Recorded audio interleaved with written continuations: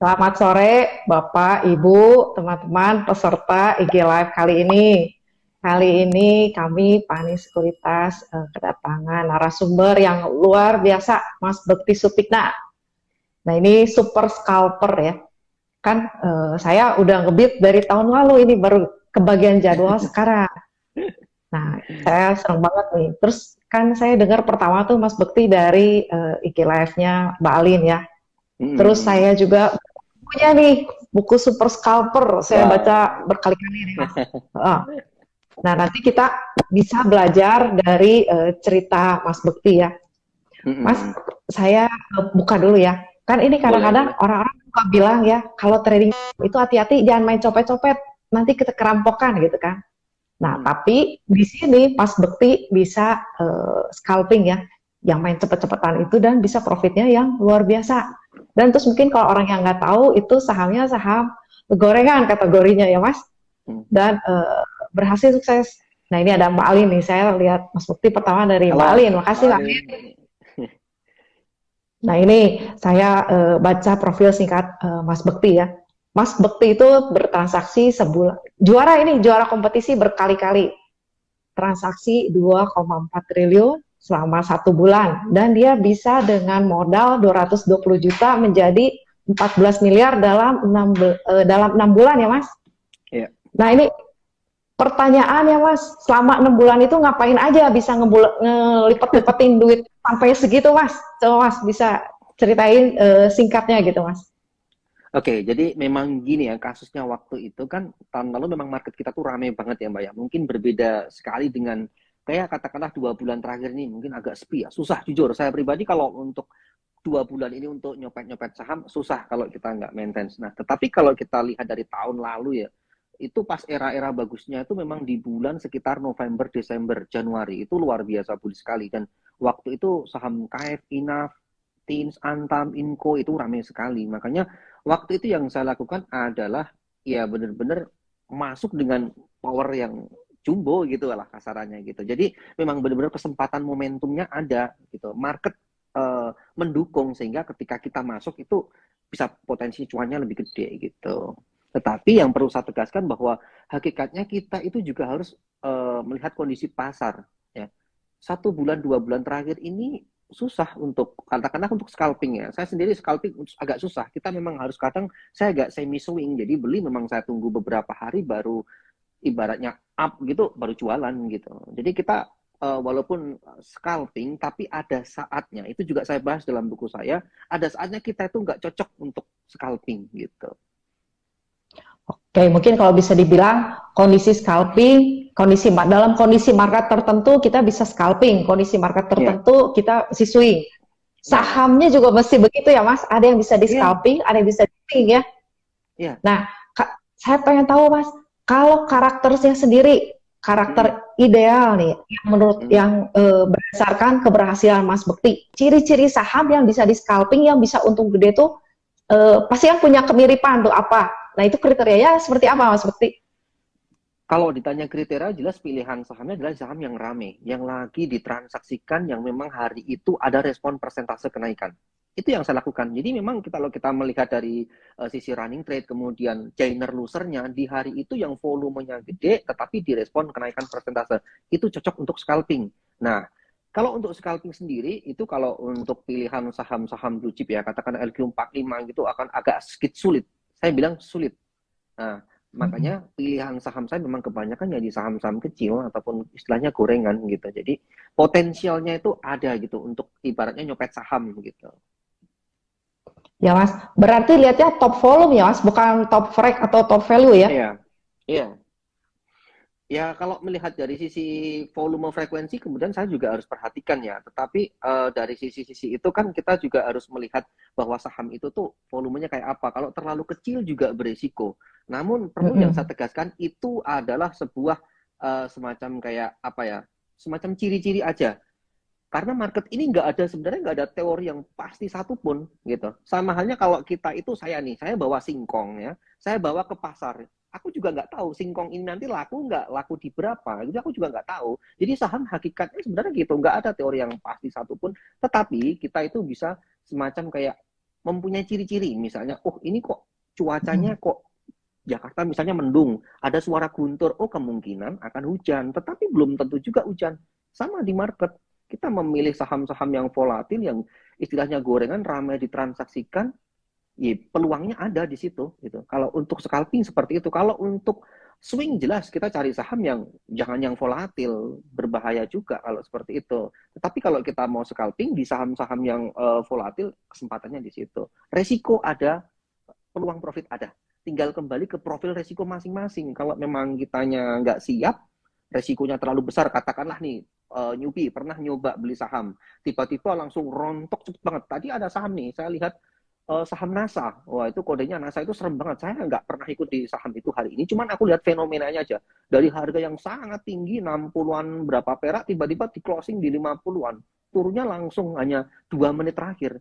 Itu kan kasihan juga gitu ya kalau aku melihat dari retail yang belum tahu gitu. Makanya kalau memang nggak siap, ya jangan dipaksa masuk ke saham-saham seperti itu. Ada pilihan saham-sahamnya yang lebih apa ya, stabil, lebih tidak terlalu volatil banget gitu. Jadi hakikatnya sebenarnya mau masuk di saham itu kita lihat kondisi kita sendiri dulu. Kita lebih tipe profil yang mana? Karena saya pernah jumpai teman itu mau tanya ke saya, Mas Bekti, saya itu bukan tipe orang yang mau cut loss. Oh, berarti Anda nggak cocok trading, Anda lebih cocok swing atau invest gitu. Mas, kan kalau ini ya, balik ke jenis saham ya. Saham tuh kan kalau Mas Bekti beli saham lapis 2, lapis 3, kan kalau lihatnya kan berarti size-nya kan cukup besar ya. Itu langsung HK full lot atau belinya cicil-cicil gitu Mas? Pasang bid gitu atau langsung HK habis berapa lantai gitu?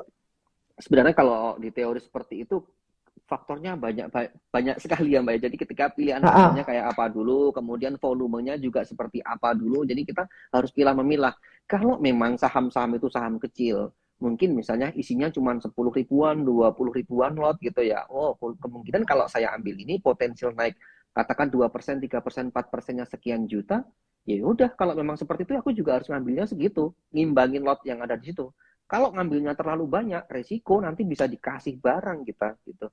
Tetapi kalau kita memang lotnya jumbo ya, misalnya hari ini yang rame BRMS, wah itu kamu mau masuk 5M, 10M, nggak masalah, memang tempatnya di situ, saham-saham kayak Friend, kayak apa, itu memang lot jumbo. Justru kalau di saham-saham yang volume tebel seperti itu, kalau kita masuknya, pakai uang kecil, ya, capek gitu. Kalau uang kecil, kalau bisa ya memang cari saham yang lebih gesit gitu. Tetapi ingat, lebih gesit itu artinya peluang profitnya ada diikuti dengan resikonya juga ada. Jadi semakin tinggi peluang profitnya, pasti juga semakin tinggi peluang resikonya gitu. Jadi high risk high gain ya, Mas Bekti ya. Ya kan, berarti ibaratnya kan, kalau Mas Bekti ada aturan nggak? Misalnya ini naik udah berapa hari saya nggak berani beli lagi gitu. Atau kalau masih cocok, feeling saya oke, saya masuk lagi gitu Mas.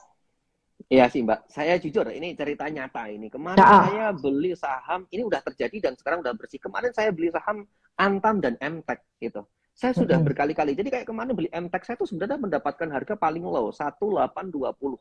Kemarin low-nya kalau nggak salah di 1815, kalau nggak 1810. Aku udah akum di situ. Tiba-tiba naik kok nggak kuat. Akhirnya pertama saya jual BEP dulu.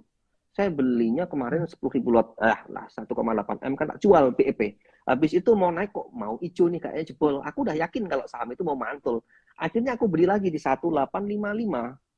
1855 kok udah hijau, wah udah seneng, tak kira bakal up. Karena waktu itu aku mikirnya ini saham baru volatil banget, aku jual lagi.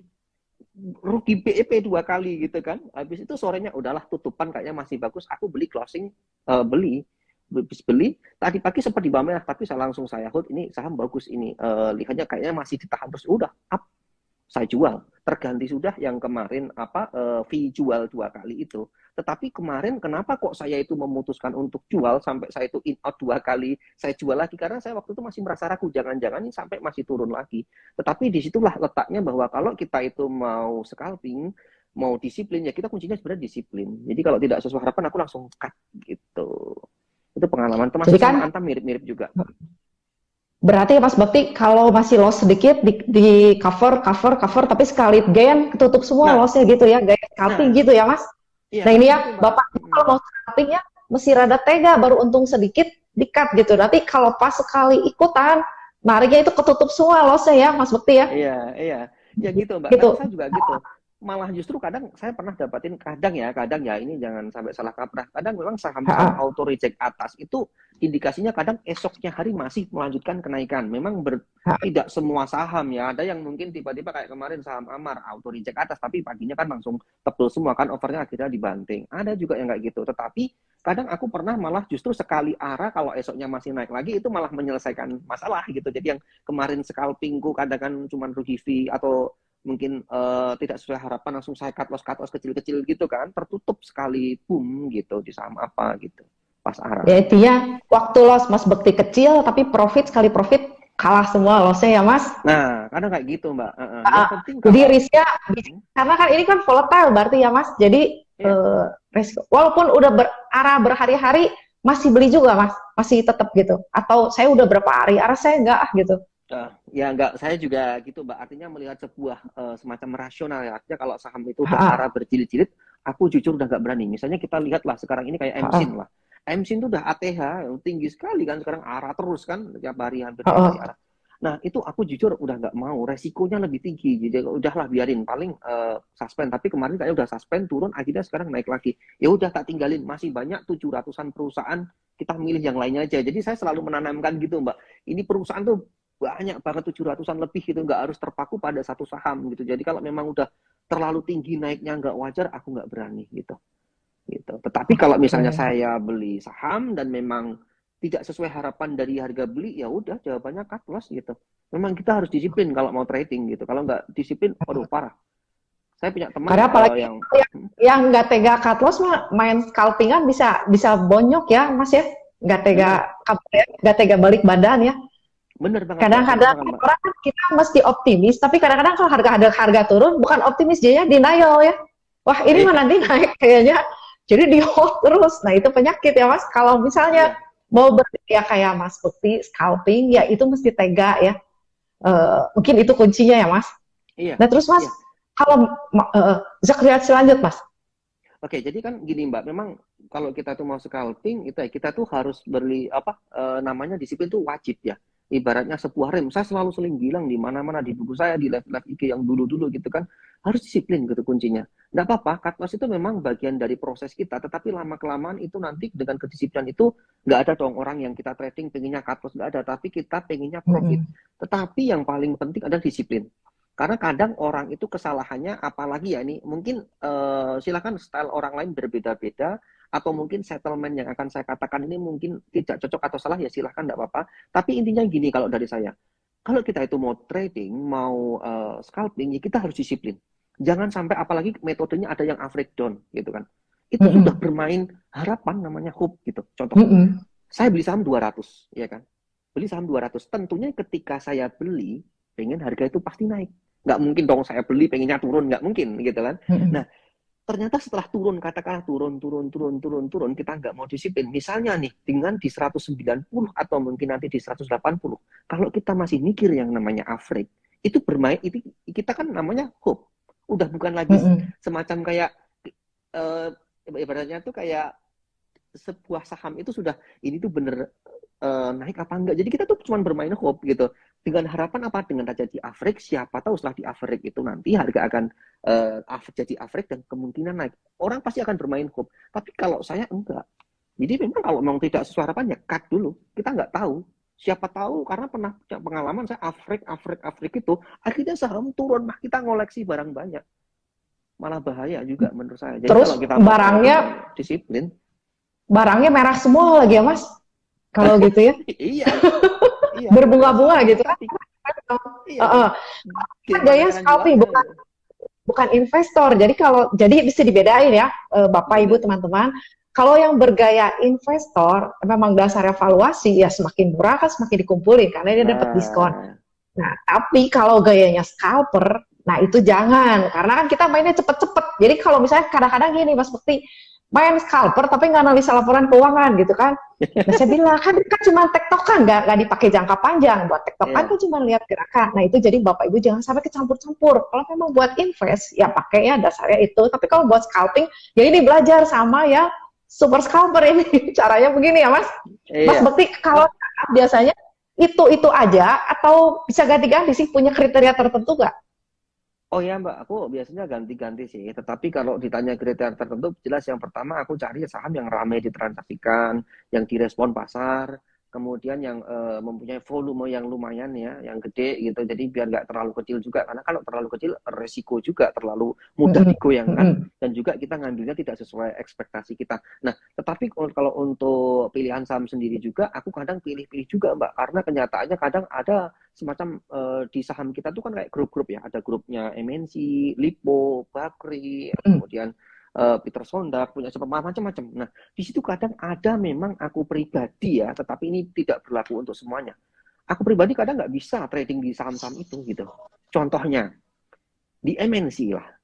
MNC Mm-mm. aku tuh nggak bisa gitu. MNC BMTR, tapi mungkin bagi sebagian orang ada yang bisa cuan di situ gitu. Aku tuh nggak bisa Heeh. Mbak. Ketika ini saham diem, aku beli gitu kan, nggak naik-naik. Tapi pas nyoba naik gitu, aku beli, habis beli itu turun gitu. Jadi kayak udah berkali-kali coba, waduh udah deh. Aku kalau MNC kayaknya kayak dikipulin terus gitu, nggak bisa. Makanya aku kadang cuman kalau ya udah deh, ini kalau udah grup ini lewat, aku uh, biarin aja dulu gitu. Aku nggak, mending yang lainnya aja deh. Jadi selain namanya kita juga melihat karakteristik sebuah saham, semuanya itu kadang juga kita harus apa ya, mempunyai kontrol diri. Itu penting banget juga Mbak. Jangan sampai over trading, dan pengendalian diri itu penting. Karena kalau kenyataannya kalau over trading, saya pernah juga melakukan trading kan udah cuan gitu. Pengennya selama sehari sebelum market close ya pengen trading, cari cuan terus gitu Oh, kan.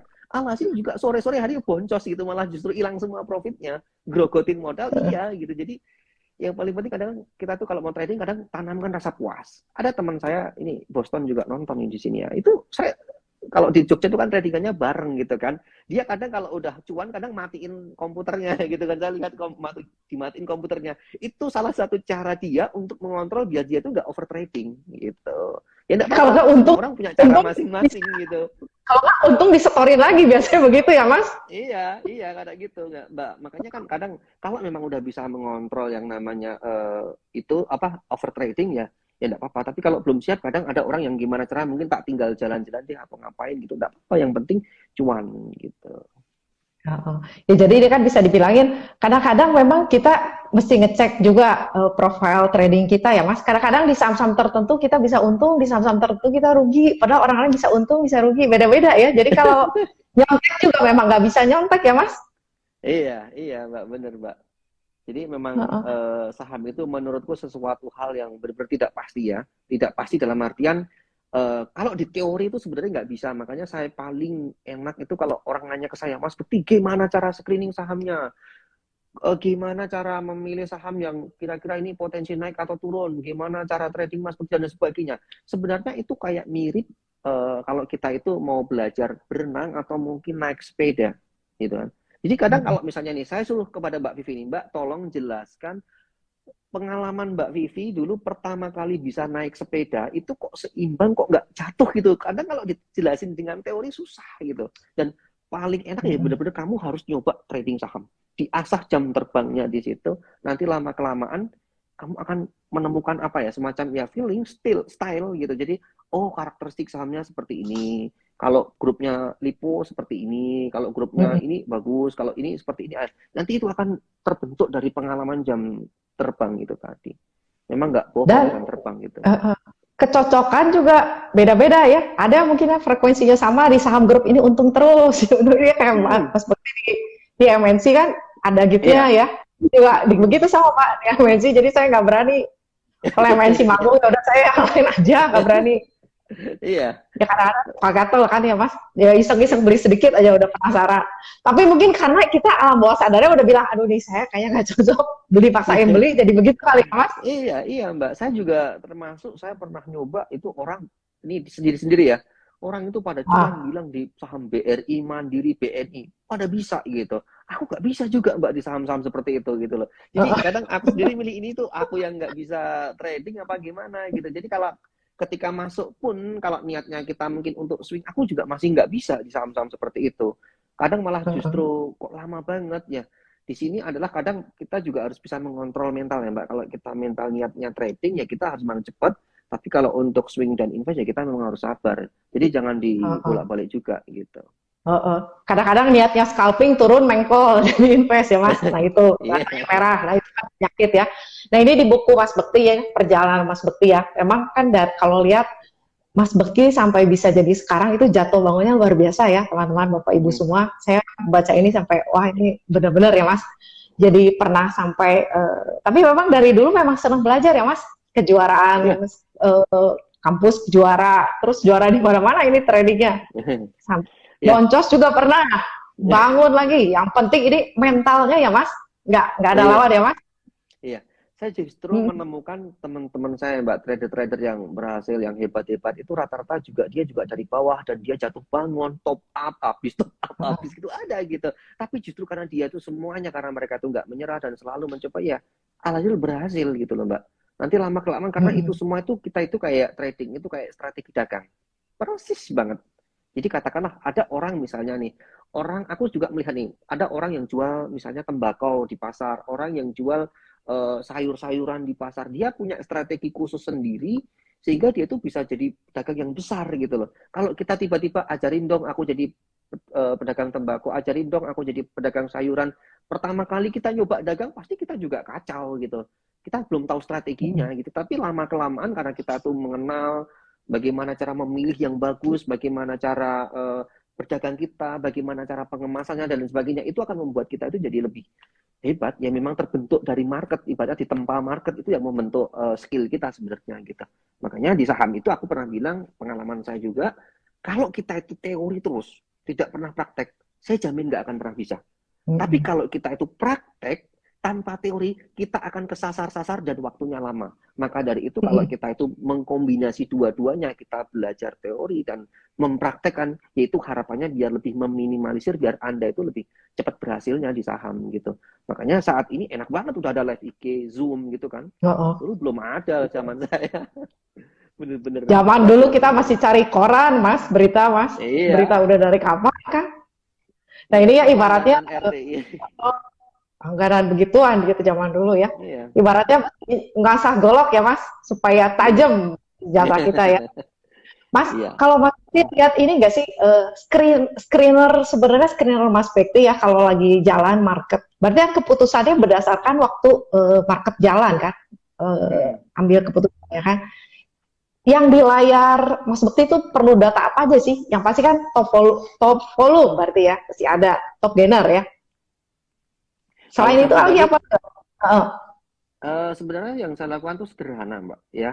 Saya itu ah, sederhana, jadi kayak cuma running trade gitu kan. Itu untuk screening. Jadi bagi saya running trade itu untuk scalper wajib. Kalau nggak ada running trade aku nggak bisa. Kalau cuma kode broker mah sekarang ditutup mah masih bisa adaptasi nggak masalah. Tapi kalau running trade itu karena kita bisa melihat saham-saham yang direspon, saham-saham yang lagi ramai ditransaksikan, yang ada respon kenaikan persentase di situlah baru saya comot gitu, Mbak. Jadi stock price juga saya lihat. Kalau dulu sih ada Blocksam, kalau sekarang udah nggak ada ya aku cuma lihat bid over, jadi cuma melogika bid over aja gitu. Sekarang jujur kalau ditanya chart dipakai nggak, aku nggak pakai chart sekarang karena eh, aku benar-benar cuma memahami dari bid over. Jadi kayak membuat melihat sebuah saham ini kira-kira bid overnya ini semu enggak gitu, ada yang maintenance enggak gitu. Jadi aku benar-benar cuma ngamatin running trade dan bid over aja sekarang gitu.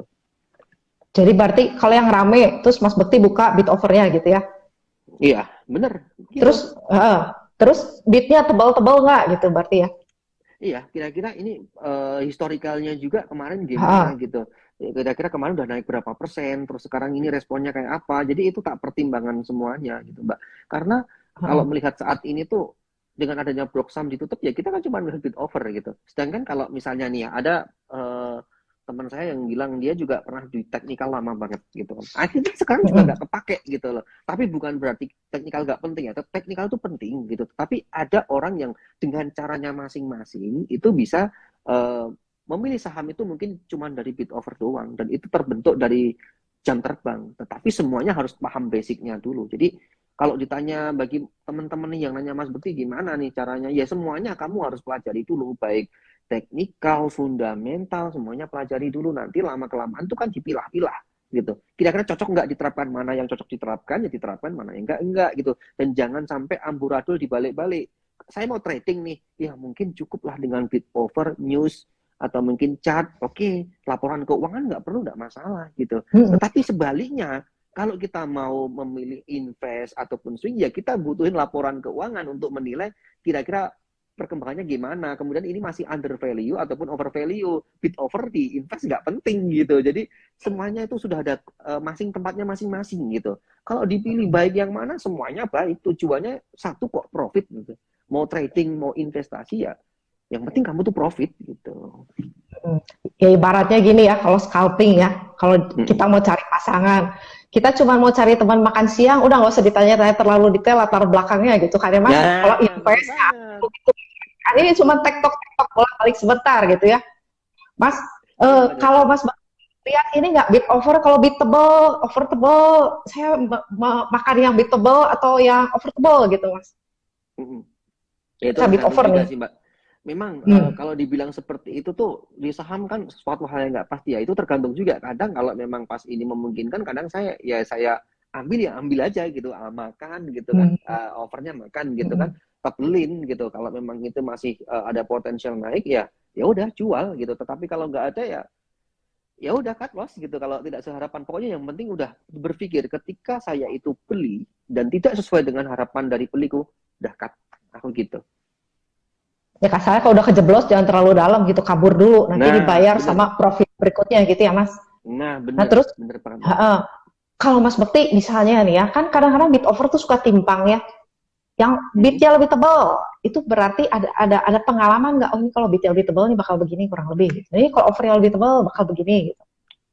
Sebenarnya kalau secara apa ya Mbak ya, secara kebiasaan pola itu sebenarnya itu kayak bahasanya memang ada salah satu, aku bilang gini ya, kayak suka-suka bandar ataupun suka-suka orang Oh, yang mantage. Itu bener juga sih. Jadi memang ada, bisa dibilang bitnya yang tebel, overnya tipis ditarik, ada juga. Sebaliknya ada juga, mereka mau cari barang, overnya ditebelin dulu biar orang tuh, biar harga ini nggak naik duluan kan. Orang itu cuma transaksi di situ, dia pelan-pelan akumulasi, habis itu overnya di withdraw, sahamnya naik, ada juga. Jadi faktornya sangat luas sekali Mbak kalau bicara masalah seperti itu. Jadi yang saya lakukan jujur adalah ketika ini menurut saya oke, ya saya ambil gitu. Tidak sesuai harapan, ya udah cut gitu. Jadi benar-benar uh, simple. itu mah berarti ya alam bawah sadar Mas Bekti berdasarkan informasi pengalamannya udah ada semua di kepala ya Mas. Berarti udah baca Iya. semua itu algoritma itu ya Mas, algoritma alami udah di sini semua. Ini feeling. Kalau orang bilang feeling, padahal itu kan sebenarnya kumpulan dari pengalaman yang udah terakumulasi ya Mas. Nah terus Mas, kalau misalnya Mas Bekti lihat Ya, ini nggak bener harga bener average banget. price harian, average price hari ini misalnya harga rata-rata di 400, sekarang harganya 380, orangnya beli gitu, atau diabaikan aja tuh kalau ada harga rata VW apa itu, pakai begitu Ya nggak? sih Mbak, kalau untuk harga rata, ya sih Mbak, kadang aku juga melihat ya data-data. Jadi kan Mm-mm. kalau sore itu kan bisa dibuka nih transaksinya. Kadang aku lihat juga Uh-uh. rincian historinya, ibaratnya rekapannya. Tadi siapa sih nih broker ini net buy-nya berapa kan? Terus saya lihat average-nya di berapa, kemudian lihat dan historinya di jam-jam berapa sih tadi ini transaksinya. Terus paling kenceng transaksi ada di harga berapa, itu juga aku lihat semuanya buat pertimbangan Mbak sebenarnya, buat pertimbangan, buat acuan nih kira-kira untuk perdagangan besoknya. Jadi aku udah punya gambaran kalau di saham ini tuh seperti itu gitu. Oke, berarti trade dan juga dilihat ya Mas. Kalau trade dan paling tebal volumenya, Ya, berarti bisa diasumsiin nggak itu pemain besarnya ada di situ, harga modal dia gitu. sebenarnya kalau dibilang seperti itu bisa juga, tetapi bisa dibilang juga enggak juga. Jadi kalau saya pribadi kan, Hmm. kalau untuk scalper ini kan yang paling penting gini Mbak, seperti yang Mbak Vivi tadi bilang, ini cuma teman dekat atau kita tuh mau cari pasangan gitu kan. Ya udah yang Uh-uh. penting aku lihat market, kalau rame aku in out. Karena gini, kalau kita cuma lihat dari transaksi harian aja, misalnya contoh, sekarang ada saham A, B, C, D, diambil oleh broker AA, dia net buy banyak banget, itu bisa jadi barangnya dia akan dipindah ke sekuritas lain, ya kan, Hmm. lewat form. Saya datang ke sekuritas minta form buat dipindah, besok udah pindah ke sekuritas lain gitu kan, atau TS, atau mungkin bisa ditukar di market negosiasi dan lain sebagainya, itu kan sudah pindah ke broker lain. Misalnya saya belinya pakai broker AA, saya Hmm. pindah jualnya pakai broker BB gitu kan misalnya.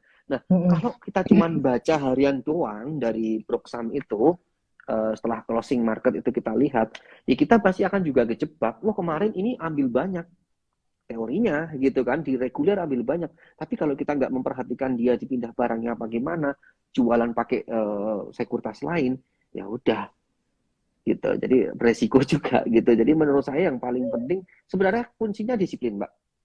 Gitu. Jadi dari aku beli, kalau tidak sesuai harapan, udah cut gitu. Berarti minimalis resiko ya Mas, itu paling penting ya. Iya, benar Mbak, itu benar Mas, minimal resiko. Mas kalau target sendiri ya buat scalping, itu berapa persen sih Mas? Target sebenarnya saya hampir nggak pernah mentargetkan profit, Mbak. Nggak pernah. Karena apa? Market itu kan sesuatu hal yang nggak pasti. Justru kalau saya dulu pernah mentarget dulu ya, kesalahan saya mentargetkan itu malah justru kita itu terbayang-bayang, aku harus target ini, aku harus trading sekian, wah belum target, aku harus kejar lagi. Jadi malah kita itu tradingnya nggak rasional menurut saya. Jadi kalau menurut saya pribadi adalah ya sudah mengalir gitu. Makanya kenapa saran di awal dan yang namanya prinsip berinvestasi itu harus menggunakan uang dingin ya. Dengan uang dingin itu ya sudah kita akan lebih tenang. Uang dingin memang diniatkan untuk investing ataupun trading ya kan. Kita beli saham ya sudah mengalir melihat kondisi market. Kalau marketnya merah, masa iya kita, maksudnya benar-benar merah itu dalam artian tidak ada yang menarik ya, karena memang kadang justru market merah banyak juga saham-saham kecil yang potensial. Cuman kalau misalnya pas posisi benar-benar lagi saham tuh nggak ada yang oke, nggak hampir semuanya turun, ya mana mungkin kita paksanya untuk ngejar target harian, nggak juga gitu. Jadi udahlah kalau saya mengikuti arusnya aja gitu. Ya sekasihnya pasar ibaratnya ya Mas, pasrah. Iya, iya, benar banget Mbak. Iya, Mas, kalau misalnya nih ya, kan kita udah lihat nih, belinya tadi volumenya gede, terus ada kenaikan. Nah, terus kapan Mas Bekti mutusin, udah saya jual dulu, ambil dulu, ketika naiknya berhenti, atau ketika ada lot gede jualan, atau gimana Mas? Atau misalnya, udah 3% saya keluar gitu. Ini kebanyakan gitu. Oh, kalau kebanyakan sih gini Mbak, yang saya lakukan adalah yang penting cuma bungkus sih. Jadi kalau memang udah naik katakan 2%, 3%, ya udah cicil dijual gitu. Kalau memang aku punya barangnya banyak, aku cicil juga gitu. Jadi setidaknya ada yang udah terrealisasi, ada yang masih saya simpen, siapa tahu naik. Kalau memang udah tidak sesuai harapan ya nanti aku akan jual semuanya gitu. Tapi kalau memang barangnya kecil, kadang 2%, 3% udah aku jual Mbak gitu. Terus nanti bisa beli lagi, soalnya bebas scalping ya Mas. Nah, bener, iya. Kadang saya gitu. Katakan beli nih, harga 100 perak, aku beli kan, 103, misalnya saya jual gitu kan. Ternyata, ya udah harapan saya mungkin kalau udah jualan, ya udah siapa tahu turun lagi, mau ambil lagi. Ternyata enggak. 104, 105, 106, naik misalnya, ya saya ambil lagi. Kalau memang masih oke, ambil. Gitu. Ya, naik makanya jual. Value trading Mas Bekti itu gede banget ya, karena putarannya kenceng ya Mas. Iya Mbak, sebenarnya banyak kok saya nemuin orang itu yang justru tradingnya tuh in out gitu juga kenceng, omsetnya juga gede gitu. Memang kadang ada yang terekspos, ada yang enggak ya gitu. Tetapi memang identik kalau untuk seorang scalper itu memang dia itu transaksinya gede. Disayang sekuritas pokoknya gitu. Iya. Saya juga pakai dia begitu Mas. Tapi kalau di saya kadang-kadang kan nggak semua orang bisa ya Mas, begituan malah jadi rugi kan, saya juga nggak mau ya. Yeah. Nah itu karena selama ini kan kita taunya kalau saham itu Warren Buffett gitu ya Pak, ya Mas ya. Jadi kan gayanya tuh begitu, yang scalper tuh jarang terekspos ya. Tapi sebenarnya kan banyak juga yang nggak kelihatan tuh banyak ya Mas. Banyak, hebat Mbak. Saya punya teman saya hebat semuanya. Omsetnya jauh lebih banyak dari saya, sampai di atas puluhan triliun juga banyak, tapi dia nggak mau terekspos aja sih gitu. Karena memang ya kembali ke orang masing-masing. Sebenarnya saya juga nggak mau terekspos Mbak, jujur ya, saya nggak mau gitu. Tapi karena berarti gara-gara alien nih? Gara-gara alien? Bukan karena Mirai Mbak sebenarnya. Jadi dulu tuh kompetisi Mirai. Jadi memenangkan kompetisi iseng-iseng kan Mbak. Jadi memenangkan kompetisi, masa jadi pemenang nggak mau kelihatan gitu, maksudnya kan nggak mungkin juga, mau nggak mau harus muncul kan. Jadi ya udahlah muncul gitu akhirnya gitu. Mas, tapi kan sebenarnya muncul itu kan bukan buat supaya kelihatan orang kan, tapi minimal tuh berbagi kan Mas. Ada yang bisa dibagi dalam materi kan. Kita kan jadi belajar banyak sama Mas Bekti kan, dengan kemunculan Mas Bekti itu kan. Jadi inspirasi kan. Ya saya juga pernah lihat kan. Saya pernah lihat baca juga kan, Mas Bekti dulu broker juga kan ya. Jadi ya para broker-broker ini bisa terinspirasi juga. Mas Bekti bisa jadi inspirasi kita juga nih. Iya. Jadi memang gitu sih Mbak. Mas, kapan Mas Bekti merasa, kan kita tuh di pasar tuh ada dua emosi katanya, fear Hmm. and greed. Kapan Mas Bekti merasa takut, kapan Mas Bekti merasa berani? Kan kadang-kadang kan nggak mungkin orang berani terus takut, terus kan itu yang mesti dikontrol sebenarnya ya. Iya.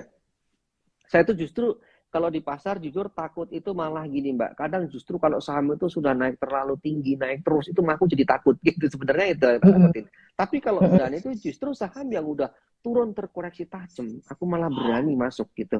Tetapi nunggu momentum juga tuh misalnya kayak apa ya kemarin sempet nih.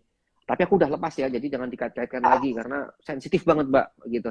Eh, Kemarin misalnya MLPL sama MPPA, sekarang ARB. Tetapi kemarin itu kan sempat rebound. Nah, karena dia udah turun juga jauh banget kan, aku kemarin sempat ambil gitu. Terus kemudian tadi pagi udah sempat jualan, ya udah, sekarang udah turun lagi gitu. Makanya kan aku justru suka ya kadang saham-saham seperti ini kalau udah turun-turun terlalu tajam, aku incar gitu. Tapi kalau udah misalnya tadi kayak yang tak bilang MSIN gitu kan udah naik ke tinggi, aku malah semakin nggak berani untuk mencoba masuk lagi gitu, Mbak. Gitu. Iya nih, Mas Bekti, karena ini Bapak Ibu teman-teman semua, saham yang disebut di sini bukan anjuran membeli dan menjual ya, tapi contoh Iya, buat pembelajaran kita. Nah mungkin kan karena karakter Mas Bekti ambil untung kecil, makanya ambil bottom fishing juga, pantulan juga masih dapat ya Mas. iya, Karena saham yang turun dalam kan pasti ada pantulannya, tapi nggak iya. gede. Kadang-kadang orang tuh ngarepnya mantunya gede, padahal kalau ngarepnya kecil, Nah, saham downtrend juga bisa untung ya Mas iya, gitu ya. iya, bener. Aku aja MLPL itu cuman dapat kemarin beli di 228, tadi jualnya cuma 234. Jadi cuma 3%-an paling, Mbak. Jadi udah bungkus gitu. Coba Mm-mm. kalau nggak saya bungkus, Mas, sekarang malah mah rugi gitu kan, turun ARB, yang di ARB tadi gitu. Like a bird on a tree, I'm just sitting here